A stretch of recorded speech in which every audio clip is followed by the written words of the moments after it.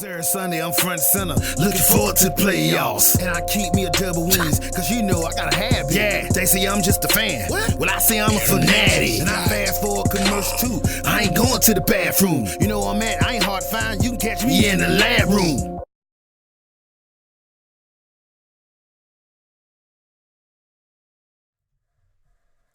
Who else could it be but me, your man, Louie T? Welcome to Thursday Night Football Overtime. AFC South family business. If these two teams said they ain't did it, then they ain't did it. But if they did, well, that's family business. And this was some really high priority family business here, man. First place on the line, week 12. If you're the Texans, can't afford to get swept, all right? Better get under that umbrella. Don't want to catch a break, okay? Don't want to catch that donut. So they needed a win here bad. Colts had already beat those boys once this season. Couldn't afford to get dusted twice. Season series on the line at the crib. Gotta have it if you're the Texans. Colts, you playing with house money. Despite losing this game and potentially being back a game in the division, you've already beaten this team once. So if you lose this game, you take care of business down the stretch. They falter. You'll still have a chance to win this division. Don't count Tennessee out, but I don't think they're going to factor into this when it's all said and done. However, this was a game that I looked at the Colts and I said, man, you're all kinds of banged up. All right, T.Y. Hilton, game time decision. Eric Ebron, game time decision. Mo Alley Cox, game time decision. No Marlon Mack. They ended up without their cornerback that they drafted last year, Rock Yassin. It was a lot of guys that were injured, and most of them played. Now, Rock Yassin didn't play. The rookie, Paris Campbell, did not play. You did not have Marlon Mack. But a lot of those game time decision guys did ultimately go. Eric Ebron ended up going, led the team in receiving in this game. Not a lot of T.Y. Hilton did not look like his normal self. Normally, he's a Texans killer. Well, he wasn't the Texans killer today because he wasn't right. And they had him on a pitch count. And they were making sure that he didn't overexert himself. But when they needed him to make a play, he had opportunities. Couple of key plays that he did not make. All right. So he was not himself. So, you know, this was a game where I thought they were just too banged up to get it done. And it ultimately rang true. But they gave it a run. All right. Jonathan Williams at the running back position, like he did last week, gave them a spark off the bench. And so they were in this ball game with a chance to win. They didn't make enough plays. Credit the Texans for taking advantage of opportunities when they came their way. And I've always said this about the Texans offense. It's really frustrating and maddening if you're a Texans fan because when Will Fuller V is healthy, it's a different offense. It just is. Because now you can't key in on 10.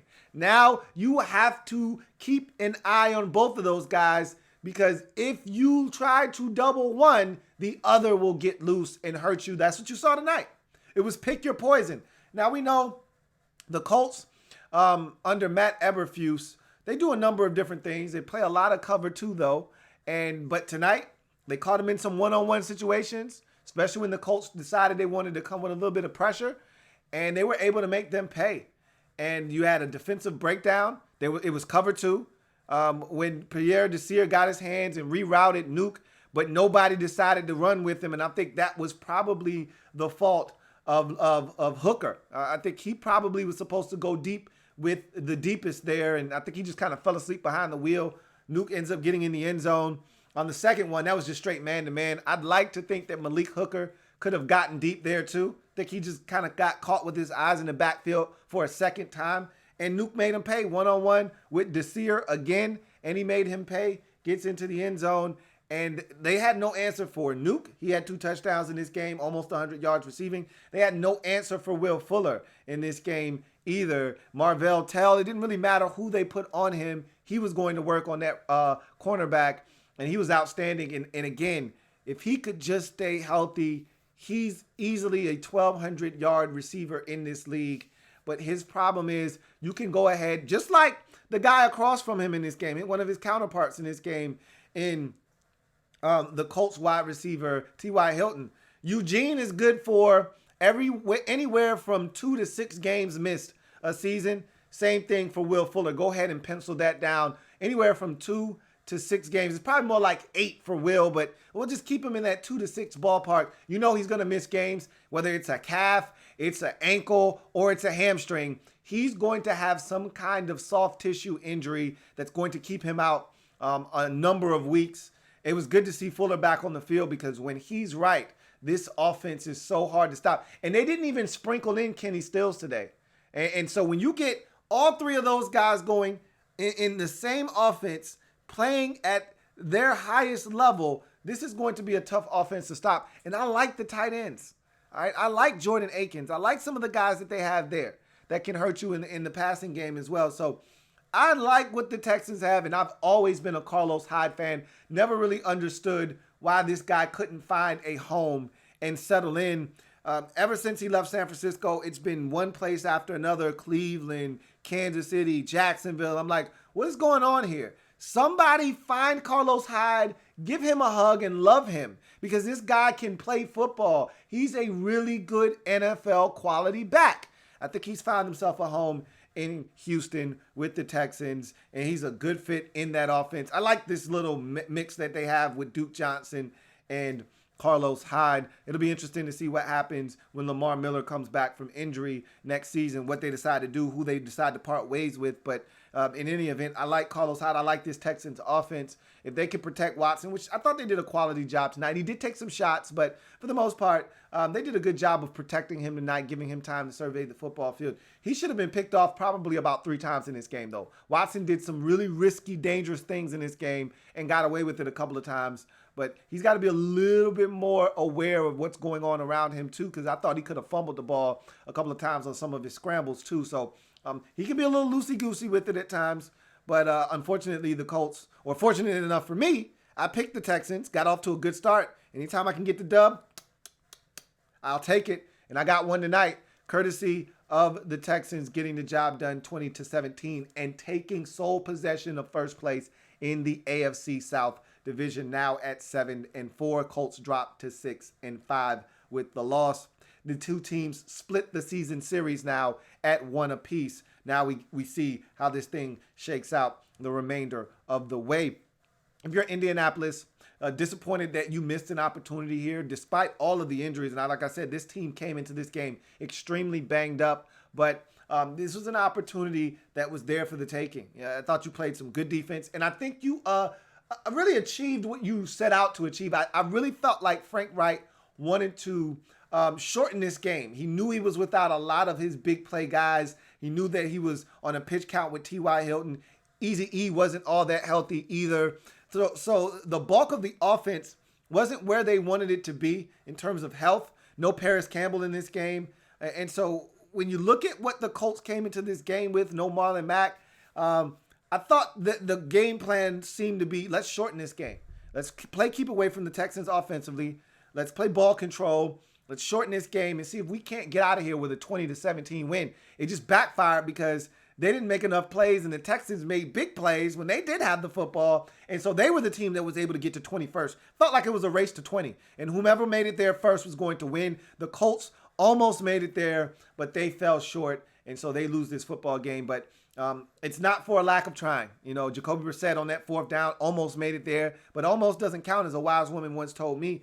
And so they were close tonight, but they just didn't get it done. Defensively, I thought they had opportunities. You know, they had opportunities. You got the ball go right through the hands of one of the linebackers. I'm trying to think of which linebacker that was, but I got to have that one. I want to say it was the ex-Stanford linebacker, Bobby Okereke, had the ball go right through his hands. I don't know what Deshaun Watson was looking at on that play, but he was there the entire time.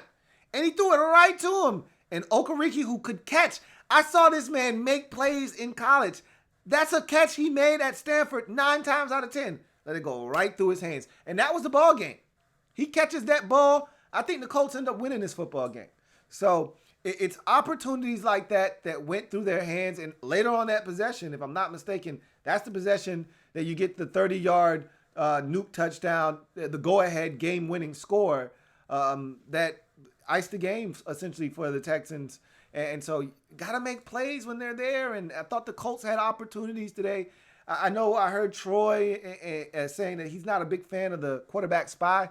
Well, I like the idea of having a guy match Deshaun Watson's athleticism as he tries to get out of the pocket in Darius Leonard. I thought that contained him and stopped him from using his legs. He was able to extend to outside of the pocket to throw down the field, but he wasn't able to extend with his legs. And I think a large part of the reason why is because Darius Leonard was shadowing him. And so I actually like the Colts game plan. And I think what we haven't really focused in on, and maybe we need to give Matt Eberflus more credit, is just how good this Colts defense is, man. You watch this group run around, and I love Moore. You know what? Clone him. Give me 10 more Moores on my team, and I'll run with 11 of those dudes. Man, I love the way he plays the game. I'd love to take him and insert him into my slot. And I love the way he is used because every opportunity they get, they are blitzing Moore off that slot, and he comes with reckless abandon. And I just love the way he plays the game. You saw the one play where he's able to shed the blocker and make the tackle. He's a guy that is. You saw the play where he tipped the ball in the air to himself and picked it off. Jabal Sheard got his pinky on the ball, but that wasn't why that got picked off. That got picked off because he was aware, Moore was aware, knocked it in the air and then picked it off. I love the way this guy plays the game, man. He just plays with so much energy and he's physical for his size. Man, what is there not to love about him? I love Darius Leonard. I think this is a defense that's very underrated and under the radar. They highlighted what they've gotten out of Justin Houston this year. Man, I'd take 8 sacks on my team right now. That would lead my team right now. And they said he, up until tonight, because he did not get to Deshaun Watson, but he had a sack in like the last 4 or 5 games straight. He's been really good for them. That was a nice pickup. And so this is a really quality defense, man. It really is. And I thought they actually did enough to win. I really did, except make the plays that when they were there to be made. And obviously the Okereke play stands out as one that you had an opportunity to make, you didn't make. And some of those blown assignments, the touchdown and Nuke wide open in the end zone, that can't happen. It simply cannot happen. But you got a 4th down stop early in the game.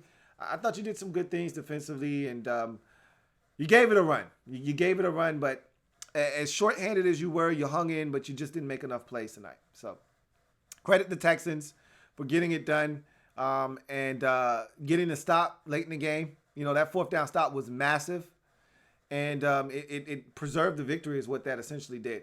And credit to the Texans also for not allowing the Colts to get the football back. Too many times in late game situations, we see teams not be able to get that critical 1st down, give the ball back to the opposition, and this game goes to overtime, or they lose in regulation. It was refreshing to see the Texans be able to execute on 3rd down to put this game away and keep the ball out of the hands of the Indianapolis Colts and not give Adam Vinatieri another opportunity to add to his legacy and win this football game on offense, 20-17. So let's get to your comments and see what you guys have to say. Atlas says, I think we might have decided the AFC South Division winner tonight.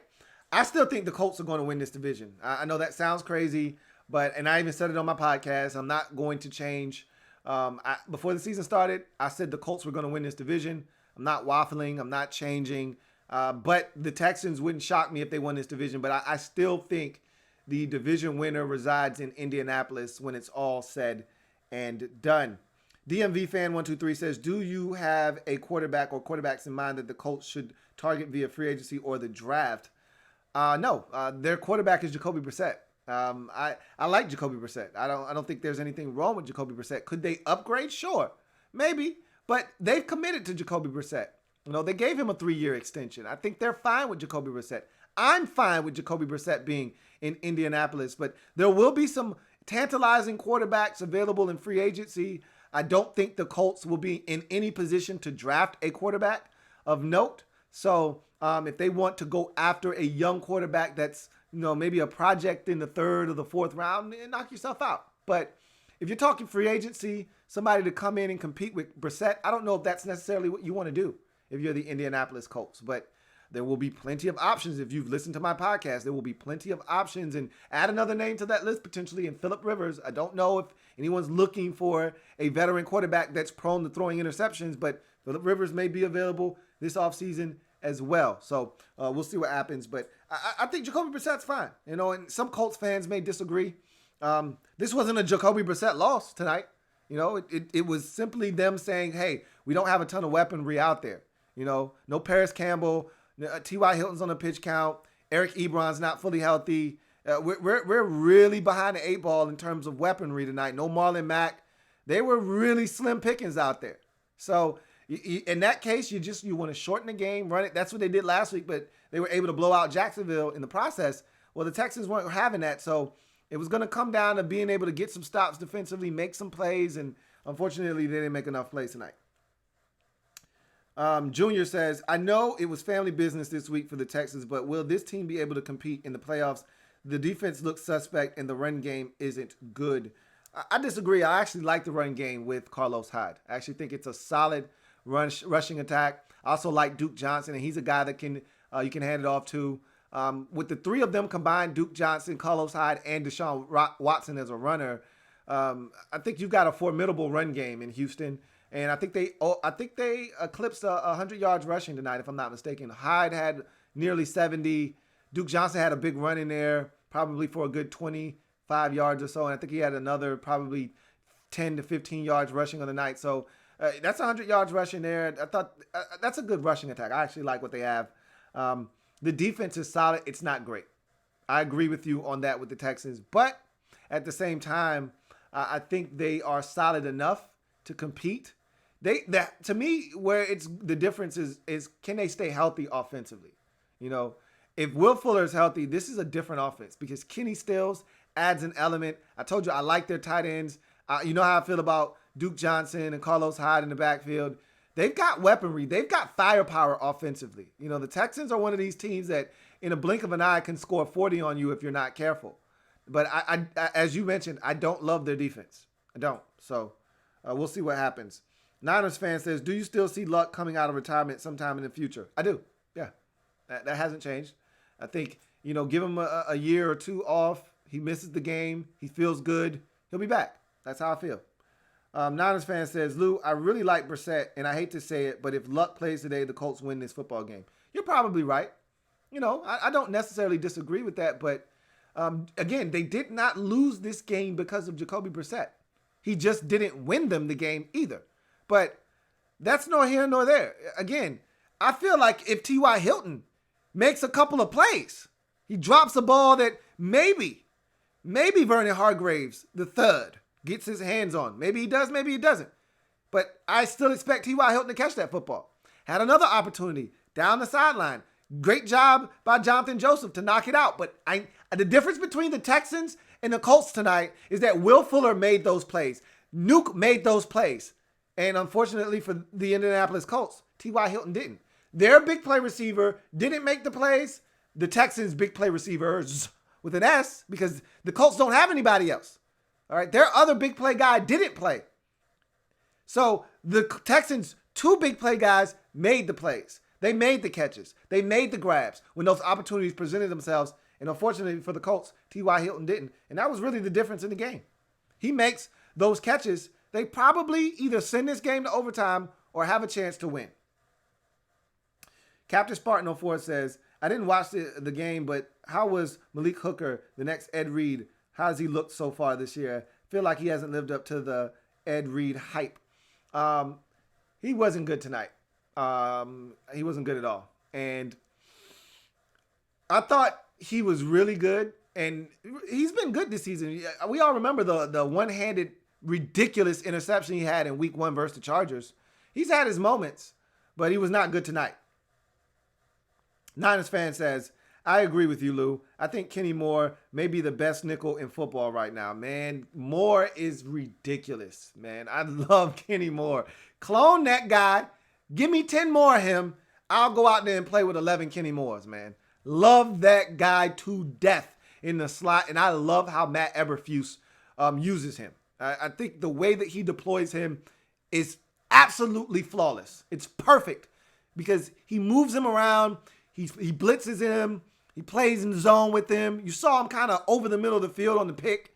He was kind of like a robber on that particular play. Nowhere in particular that he was supposed to be there. Just kind of keying quarterback's eyes. Saw the ball, batted it in the air, picked it off. Then he's in man. And I thought he was right there with Will Fuller's ass, 50 yards down the field in perfect coverage. And a wise man once told me you can't defense a perfect pass, and that's what that was. Great catch by Will Fuller. It was great defense by Kenny Moore. Man, I'll take that guy 10 times out of 10, 7 days a week. Give me Kenny Moore. Blackjack 1414 says, do you think the Titans still have a chance at the AFC South apple? Absolutely they do. I don't think they're going to factor into it when it's all said and done. But they're only a game they're a game and a half back. All right? They're a half game back. And let's see, they're 5-5. So, yeah, they're a game and a half back of first place. So, or is it 2 games? 7-4, 5-5. They're 2 games back of first place. So, they win on Sunday versus Jacksonville. That's an important game. It's family business. And now you're a game back. And you're tied with the Colts for second place. And, we'll see what happens. The Titans are right there. That win against the Chiefs, that could be a season-defining win. If they end up winning the division or getting in as a wild card somehow, some way, that win against Kansas City at home will be the defining win that turned their season in that direction. I ultimately don't see them winning this division nor getting into the postseason, however, but I'm not going to dismiss them as they sit there at 5-5 with the Jacksonville Jaguars coming to town this week with a chance to get to 6-5. This is a division that every year it seems like it plays out the same exact way. 3 teams are in the race, in the hunt, all the way to week 17, and then 2 teams have a chance to do it in week 17. And I think up until week 16, you're going to have a 3-team race or so, maybe 15. Maybe the Titans drop off somewhere around 15. But into week 16, into week 17, you're going to see the Colts and the Titans battling it out for the AFC South crown. Captain Spartan 04 says, I won't know it. Probably, he says, I know it won't probably happen till he's washed, but I wish my Steelers could get J.J. Watt to pair him up with T.J. Watt. That's not happening. And if it does happen, as you mentioned, he'll be washed by then. Niners fan says, remember in your wrap-up series, you didn't like Marvell Telpick? Well, he's been playing really well this year. Perhaps you owe us a double O. I'd have to see it with my own 2 eyes. I saw him get beat tonight by, was that Nuke or was that Will Fuller down the sideline where he got smoked? So I was not a Marvell Tell guy, though you're absolutely 110% correct. But I would have to see him play more. I haven't focused in on him enough. But I will say that even in the play that he got beat, it wasn't terrible coverage. It was not terrible coverage, but he was going up against a guy that's just better than him, period, in the discussion. Captain Spartan, it takes a lot to get for me to offer up a double O. So, I'd have to see it and see it and see it again and see it again and then acknowledge, okay, you got me. But, I'm not offering up a double O just for anything. Captain Spartan 04 says, I know you like Duke Johnson and Hyde, but I still think the Texans somehow get Travis Etienne. That's the Clemson running back.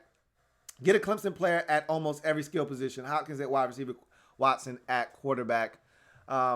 Maybe, I don't think the Texans will draft high enough. If I'm not mistaken, they don't own a first nor a second round pick. Trust me, Travis Etienne, not going to be around in the 3rd round. So that's just a hunch. Don't kill me. I'm just a messenger, but I don't think he's going to be around in the 3rd round. Anyway, Junior says, Indy fans are crazy if they don't like Jacoby. He is solid. If everyone is healthy, that team is scary. And I concur. Junior also says, do you think Vernon Hargreaves played good, the ex-Buck, if I didn't spell his name right? Yes, I believe you did spell his name right, but it doesn't matter. I know who you're talking about. And I actually thought he played well in this game. Had the knockaway on the outbreaking route.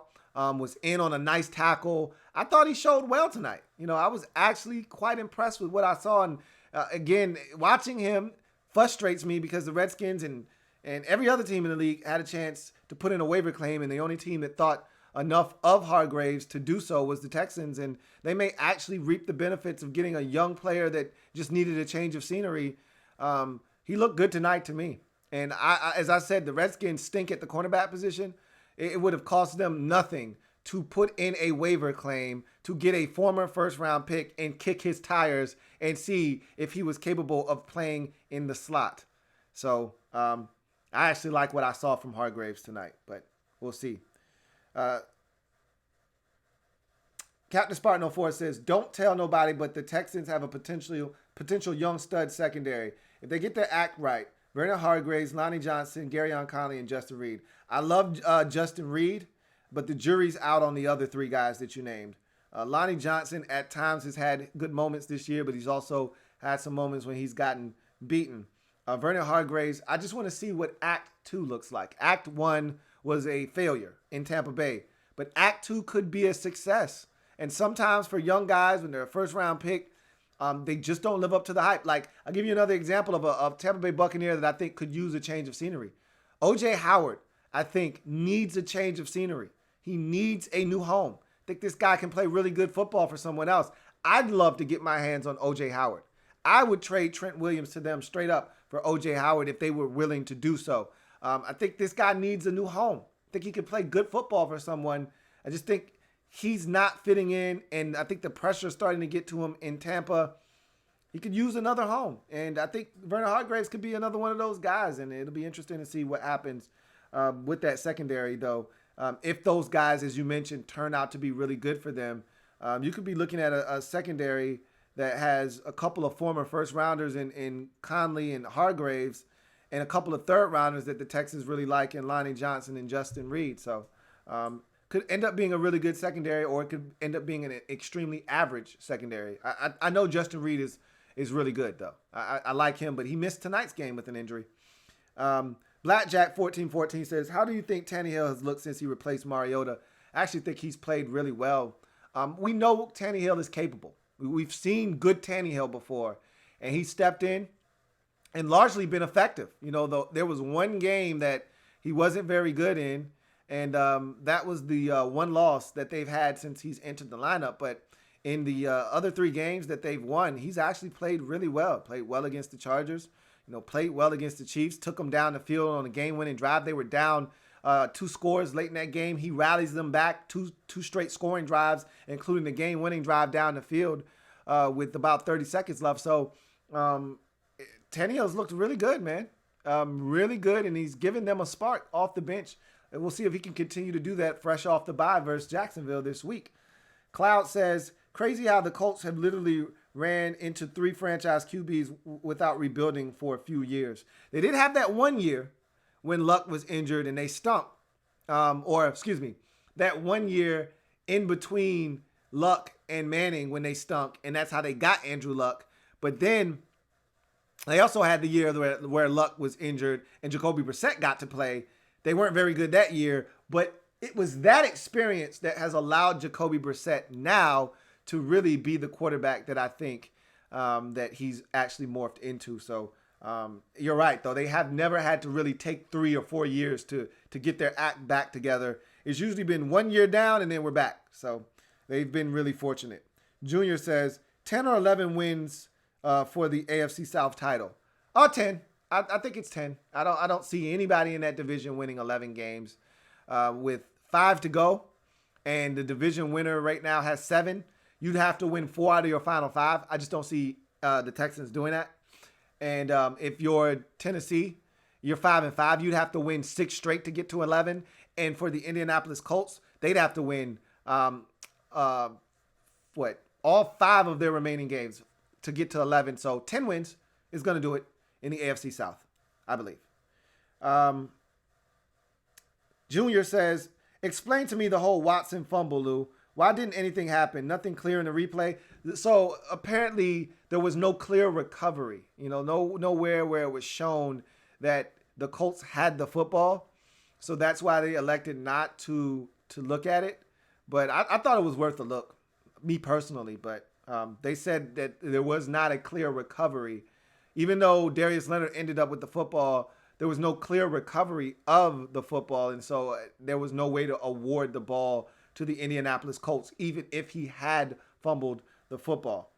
DMV fan 123 says OJ Howard needs to get the hell out of Tampa, man. If they actually put him on the trade block, I think the Pats would have been in on him as well as many others. I really think he needs a change of scenery. I think the guy's a really good football player that just seems a little bit lost and probably just needs a breath of fresh air. And I'd love to be the team that gives it to him. Captain Spartan also says, how come Muhammad Wilkerson and Eric Berry are unsigned? I feel Eric Berry is good for the Colts and Wilkerson is good for the Texans. There's always a reason why guys aren't signed. I kept asking why Eric Berry wasn't on an NFL roster the entire offseason. You know, it's one thing when guys are injured, as Muhammad Wilkerson was. Remember, he tore his ACL last year with Green Bay. That's why he wasn't signed. And he's probably healthy enough to be signed now, but at this point, nobody's really interested. So he may be able to latch on next year and get an opportunity to come to somebody's camp and prove that he still can play at a high enough level, or his career could be over. But as far as Eric Berry is concerned, I don't think he's been the same guy since coming back from the cancer. And I think teams are just like, we don't think he's the same guy anymore. But, you know, we'll see. I always figured he would have gotten an opportunity like Eric Reed. He would have gotten a shot, or Trey Boston. Someone would have picked him up by now, and they haven't. And because he hasn't been picked up, I don't anticipate that he will this season. And generally, if you sit out an entire year of football, the likelihood of you coming back and playing is slim to none.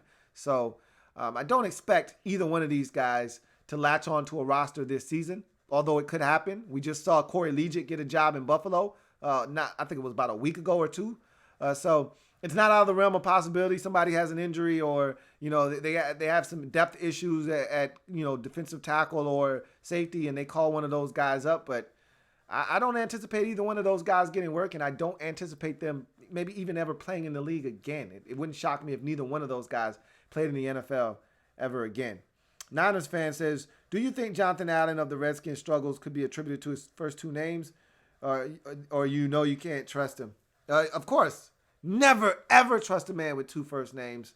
I don't know. You know, Allen is one of those last names, though, that could pass as a first name or a last name. So I've always cut him slack on that. I haven't thrown him into that category. Yep, your name can be Allen, but I've known Allen as both a first and a last name, primarily more of a last name. I grew up where Allen was more of a last name than a first name. So I cut him some slack there, but you can go right ahead and not trust him. You know, I wouldn't blame you. And Junior says, Kenny Stills is getting a new home soon. Or are they keeping him since Fuller is too injury prone? I'm active tonight, Lou. LOL. I think that they traded for Kenny Stills along with Laramie Tunsil to keep him, to retain him, not to allow him to walk. So I assume that they want Kenny Stills around in Houston for the foreseeable future. Anytime you give up the kind of draft capital they gave up, not only to get Laramie Tunsil, but also they wanted Kenny Stills in that deal too.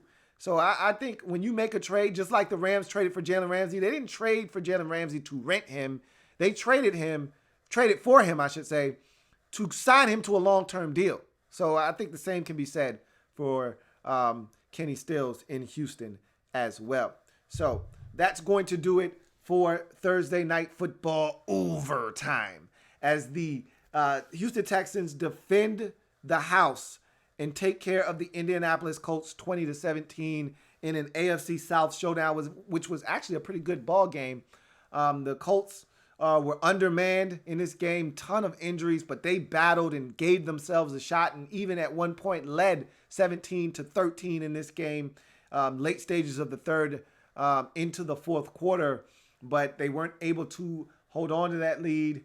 The Texans made some big plays in this game, including Will Fuller V, who came back for the first time since week 7 to explode for over 100 yards receiving in this game on 7 grabs, and really set the table for Nuke to have 2 touchdown grabs in this game as the Texans get the 20-17 victory, take sole possession of first place in the AFC South Division at 7-4.